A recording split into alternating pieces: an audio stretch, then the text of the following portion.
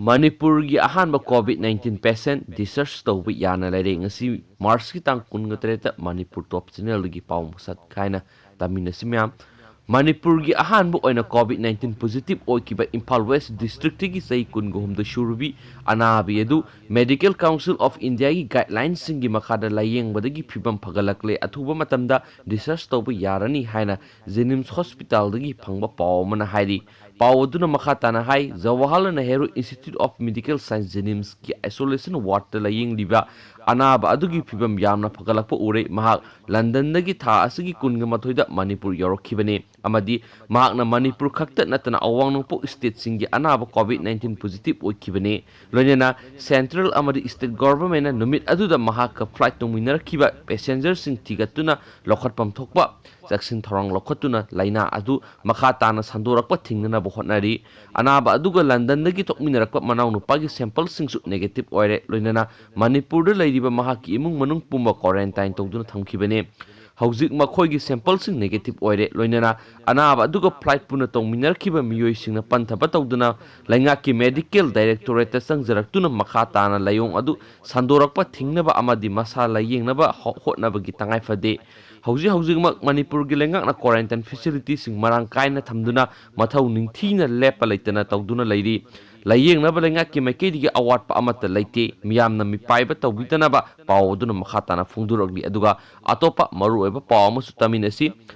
Assam na Manipur gi tangai fadaba polam pusilakpa thingjinkhre Manipur gi miyam na sizinagada ba tangai fadaba polam sing pusilakpa gari sing Assam police na thingjilaga thamkre haina Jiribam district ki SP Manipur lenga ki mari leinaba singda serol ama tharaktuna khut thingjinbina ba khangalakre Jiribam dagi phangba paun hai tangai fadaba polam puba gari sing sanghan birakna ba SP asina kayarak hana Assam gi mari leinaba singda wakat pada makhoina tabiba leitre maramaduna wathok asi lenga na puning sanghaudragadi pot pusilakta badagi awaba mayok naragani haina paw sinam khatana phungdurogli aduga atopa maroiba paw manamo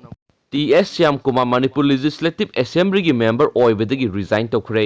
kumja English ngani ga tara tret ki March thada pangthokiba Assembly mikhalda Andhra AC gi Congress ki cricketa mai paklaba BJP gi lusingba chungsina balangakta yauduna Forest and Environment amasum mohot ki portfolio pairamba Minister TS Syam Kumar Manipur Legislative Assembly gi member oibadagi resign tokre TS Syam Kumar na taramatu suba Manipur Legislative Assembly gi member oibadagi resign tawzaragi haiba sarol adu ngasi Assembly gi speaker pisin kibane panba yabadi haukiba March 19 Minister Syam Kumar gi mathakta thangalakhiba disqualification case ke mari leinana Supreme Court na pikiba interim order amana TS Syam Kumar bu khudaktigi minister oiba tokna ba khangan kibaga loinana Manipur Legislative Assembly gi sangbadasu athingma thamle haina lakthoki amaromda Manipur Legislative Assembly gi speaker tribunal na TS Syam Kumar gi mathakta thangalakhiba tongan ba disqualification case singi judgment su reserve tawduna thamkhrabani duga atopa pawmanamo